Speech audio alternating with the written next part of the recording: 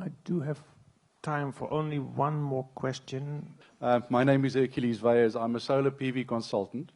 And certainly coming from the panel, it's very heartwarming to hear that you're thinking in terms of little ESCOMs and fill up the roofs with solar PV.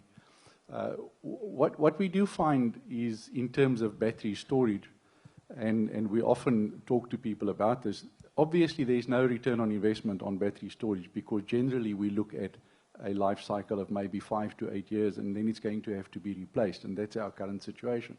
So we're trying to say, let's steer away from that. Let us put on the PV system first. But now we end up with restrictions here in terms of NERSA, where typically a household with a 60 amp main breaker, we can only put a 3.5 kilowatt system in. Whereas on a 60 amp breaker, you can actually consume 13 kilowatts of power.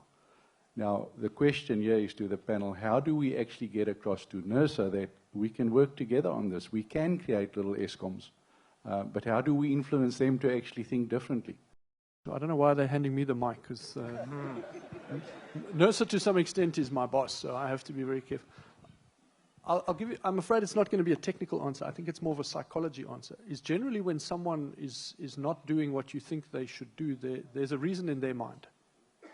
And you need to sit down with them, we need to sit down with them and say, what's up? What's your story? What are you thinking? I think it's true. I definitely see it from my perspective that the South African energy sector is not very good at sitting in a room maturely and talking about the issues. We like to write press articles, and we like to send each other emails and that sort of thing, but we very seldom sit down and say, guys, what really is in your head? I mean, I don't know, for example, what's in it. I'm sure there's people from NERSA in the room, but you know, we hear talk of municipal revenue streams. We hear talk of LV safety. If everyone's feeding it on the grid, you can't isolate the grid, and it's a safety issue. Is it a revenue issue?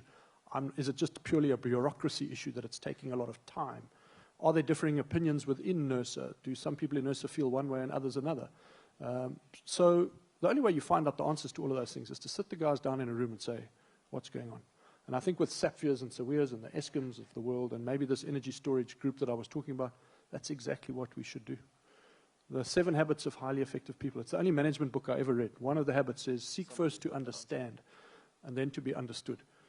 Do we really understand what they're going through?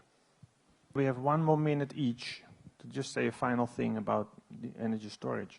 In the 1 minute, I would just like to say that I think NERSA is doing a great job on the small-scale embedded generators draft document that went out.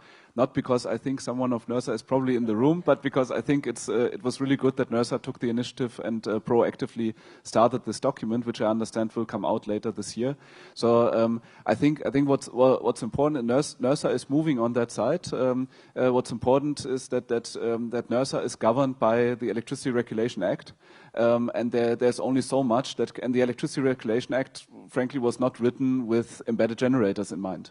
So that's really where if anything on the embedded generator side should happen in large scale, that's where we have to start. Because NERSA is governed by the Act. That's the way it is. Other than that, just 30 seconds probably. Just to mention, would like to mention one opportunity for South Africa that we have not mentioned, which is also an energy storage opportunity, but in a different sense. We can export the solar and the wind, by the way. We have very good wind resources in the country as well. You can export the solar and wind resource by converting it into liquid fuels, power to liquids, through electrolyzers and then subsequent either methanization or producing diesel and petrol. We are very well known, we are very advanced in producing liquid fuels in the country. 1/3 of our diesel comes from Sasol. We know how that works. The economics are not far from making sense if you have very cheap solar and wind power, which we do. And the market has been created a few months ago in the European Union by them allowing liquid fuels based on renewable electricity to count towards the mandatory blending requirements of biofuels in the European Union. So that question of who pays the premium is answered. The Europeans will pay for it. And we are the ones who can produce these fuels cheapest because we have the most sun and the most wind, at least on the continent and in many parts of the world as well. Once you think in that direction, now suddenly the whole electricity system discussion is elevated from a very domestic discussion into something, wow, we can actually make our sun and our wind into an export article. And it's energy storage as well, because it absorbs excess wind and excess solar power when it's not needed domestically. I think what's interesting to me is that the conversation is not dominated by technology. It's not a technology discussion. There's lots of technologies out there, and most of them work. The technology is dominated by the use case and the business case. So my 20 seconds worth, I would like to just put out a plea rather than a comment, is that I believe that in order to effectively design the system to maximize value, you need to work with Eskom and the regulator and the DOE, and that we need to work on this together. I don't say that as a wounded Eskom employee, I say that as an engineer. It makes far more sense to sit down, all of the owners of all the assets, and design a system as a country, rather than to try and design it in bits and pieces.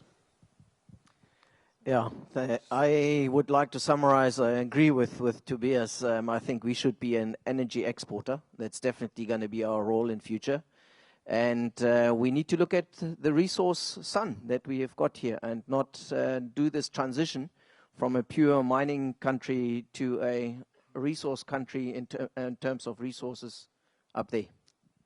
I'd like to return for 1 minute to the difficult question, should I buy a new car or should I buy a PV system with batteries?